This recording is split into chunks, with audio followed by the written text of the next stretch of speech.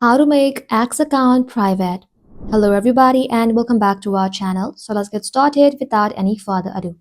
For that, first of all, you want to go ahead and open X application in your mobile device. Once you open the application, you want to go ahead and log in to your X account.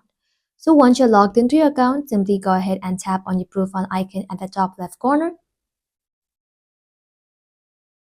And once you're inside here, simply tap on settings and privacy. Now inside settings and privacy, go ahead and simply tap on privacy and safety. And inside here, under your X activity, go ahead and tap on audience and tagging. So inside here, you'll find two options, protect your posts and protect your videos.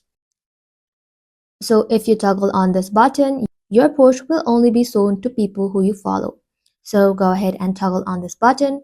And just like so, if you like to protect your video as well, go ahead and toggle on this button as well. And just like that, you'll then be able to make your X account private.